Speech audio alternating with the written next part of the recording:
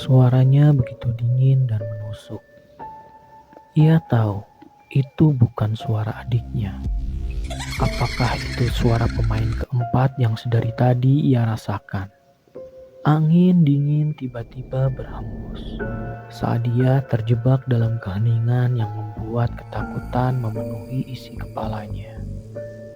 Di tengah Sadia menunggu, terdengar suara familiar yang membuat Sadia tersentak. "Ngapain kamu ada di sini?"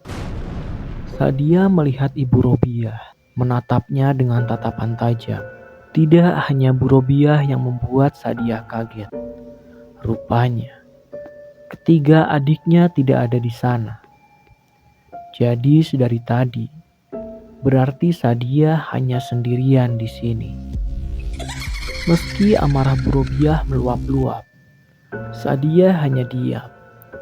Tak terpikirkan untuknya menceritakan semuanya.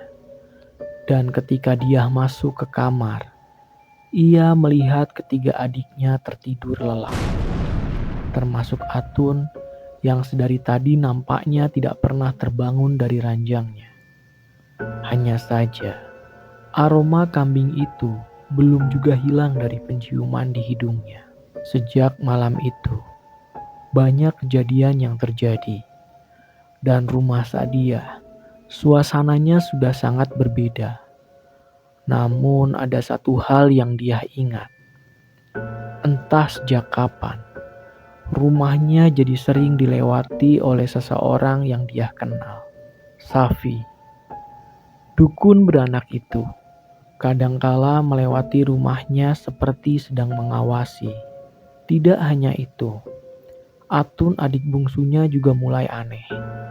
Dia seringkali menjauhkan diri dari ketiga kakaknya. Tidak mau makan sampai sering terlihat menyendiri.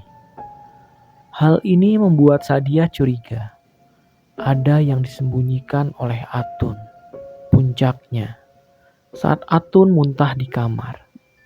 Muntahnya sendiri, bukan muntah sembarangan, melainkan muntah darah kehitaman. Darah yang sepertinya sudah lama mengendap di dalam tubuhnya.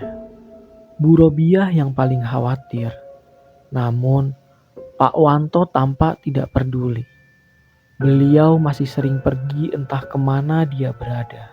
Sampai akhirnya, perlahan-lahan, penyakit misterius yang menyerang Atun berujung pada nyawanya. Ini terjadi tepat di malam hari. Atun berteriak seperti orang yang kerasukan. Dia dan kedua adiknya hanya bisa melihat Atun yang mencakar-cakar badannya. Tidak hanya itu, ia juga menghantamkan kepalanya ke semua benda di sekelilingnya, membuat tetangga berkerumun datang. Mobil Carry tua milik Pak Lurah sampai terparkir di depan rumah Bu Robiah. Berniat membawa Atun ke rumah sakit terdekat, sembari orang-orang mencari tahu di mana keberadaan Pak Wanto. Hingga tepat subuh, di rumah sakit, Atun meninggal dunia. Suasana rumah Bu Robiah ramai orang. Dan seseorang yang paling dicari itu muncul. Pak Wanto pulang dengan mata marah mengawasi. Semua warga tampak geram dengan apa yang Pak Wanto lakukan. Entah apa itu. Dia hanya menatap nanar wajah Atun terakhir kalinya. Sebelum meliang lahat, menutupi wajah adik bungsunya. Yang ia tahu, meninggal dengan cara yang tidak wajar. Hanya dia yang tahu bahwa sebelum Atun meninggal, ia menyerupai wujud seekor kambing. Di tengah duka itu, saat dia mencuri dengar Pak Wanto dengan seseorang, ia kenal dan tahu siapa itu. Mbah Safi tampak bersih tegang dengan bapaknya. Entah apa yang ia bicarakan, Mbah Safi hanya mengatakan, "Sudah, hentikan saja semuanya sebelum semua anak-anakmu diambil di depan mukamu." Dengan wajah tak berdosa, Pak Wanto hanya menjawab pelan, "Bukan urusanmu." Kambing gibas, itukah jin yang menuntun? Bok Sartem tidak bersalah sepenuhnya. Memang anak iblismu pantas mati. Mbah Safi pergi, meninggalkan Pak Wanto sendirian. Namun di matanya, ia tahu. Lebih tepatnya, belum mau berhenti untuk memulai semua ini. Iblis masih berbisik di telinganya. Kematian Atun banyak menimbulkan pertanyaan. Selain hal itu, banyak warga yang juga melihat gelagat aneh pada Pak Wanto. Namun, tidak ada yang berani menegur, apalagi bertanya apa yang sedang Pak Wanto lakukan. Lamban namun pasti, rumor keluarga Pak Wanto menyebar bagai penyakit. Namun satu hal yang diingat temanku, Pak Wanto yang dikenal warga bermata pencaharian sebagai buruh tani, tiba-tiba menjelma menjadi orang yang kaya raya. Tidak ada yang tahu dari mana ia mendapatkan sumber kekayaan itu. Sebegitu kayanya, sampai mampu membeli tanah luas. Tanah yang ia beli adalah tanah di mana kebun jati itu berdiri.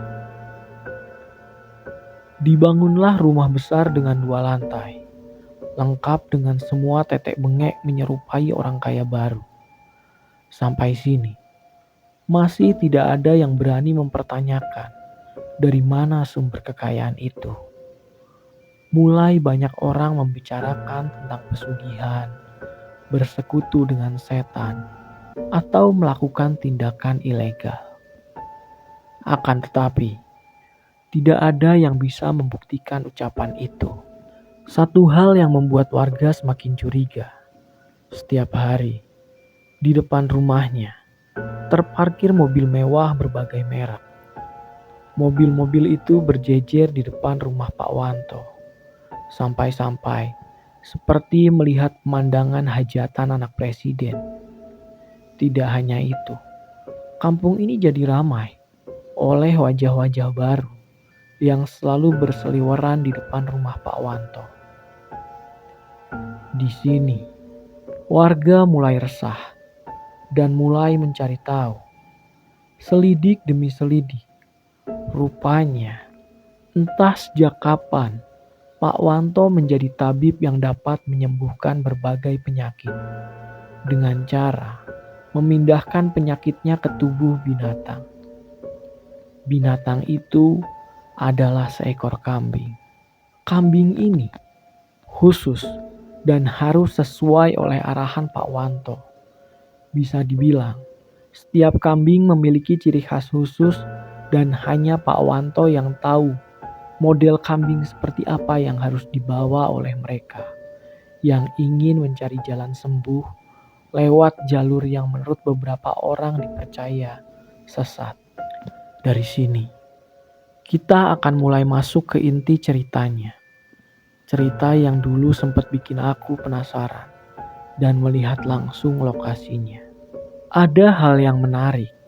Semenjak berita kehebatan Pak Wanto ini menyebar, banyak keanehan yang membuat warga curiga. Salah satunya adalah tidak ada lagi yang pernah melihat Bu Robiah, Yuni, dan Rina. Padahal kabarnya beliau ada di dalam rumah besar itu yang sekarang dijaga ketat. Hanya anak sulungnya saja yang sering keluar rumah. Itu pun tidak ada warga yang berani mendekat.